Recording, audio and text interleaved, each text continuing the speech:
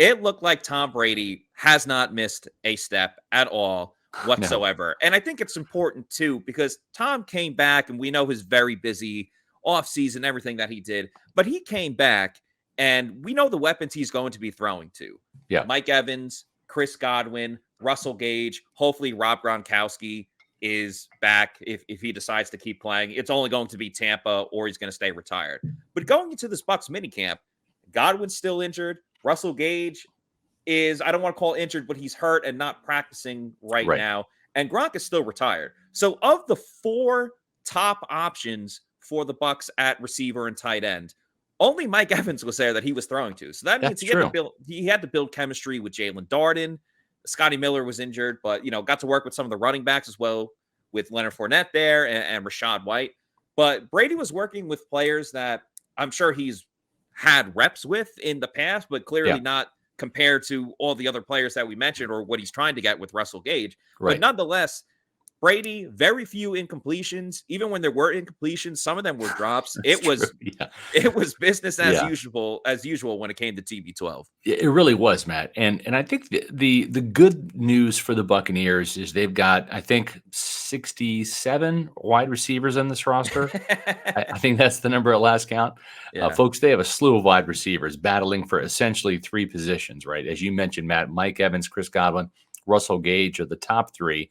Then you're looking at 3, maybe 4 more if they just like these receivers, and maybe if Chris Godwin can't go, right, then you have an extra receiver up for week 1 or whatever. We're still a long ways in determining whether Chris Godwin will be able to play or not in week 1.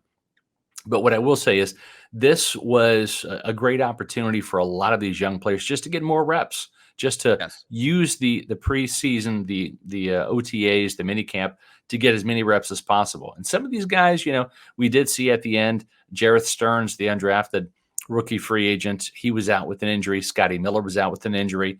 But for guys like Cyril Grayson, for Devin Tompkins, for some of the newcomers, Kalen Geiger from Texas Tech, he made a couple good plays in that very last minicamp that we saw. I should say the last full minicamp we saw on Wednesday, that practice. So there was some guys that really, I think, took advantage of those extra reps and got more work in, and that's going to be beneficial to them heading into training camp. You mentioned how Tom Brady picked up where he left off, and I think that's a very accurate statement, Matt. One thing, too, that Todd Bowles said is at his final press conference is we're going to pick up where we left off from the minicamp. They're not going to spend the first week of training camp going back over and reinstalling things, right? It's going to be, you better study your playbook during this off season here, during this vacation, and you better be ready to go, because we're going to be installing new things, and we're going to be, picking up where they left off from the minicamp. Sometimes you see that in with new coaches, and Todd Bowles is not a new coach. He's been on this staff for 3 years.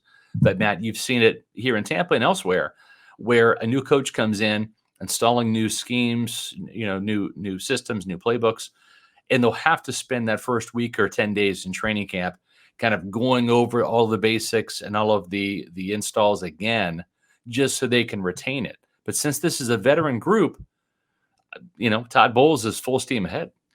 Exactly. I was going to say all systems go. All right. There's none of that easing into the system type of period. Todd Bowles has been here for multiple seasons. Everyone on this team has been here for multiple seasons. The only people there's only going to be a bit of a transition type of process is going to be the rookies who are just learning the playbook, and players such as Akiem Hicks, who just got signed a week ago, and Russell Gage, who's still relatively new to the team. Now, Russell Gage obviously has a little bit more time since he signed back in March. I'm sure he was given the playbook not too long after that from Byron Leftwich.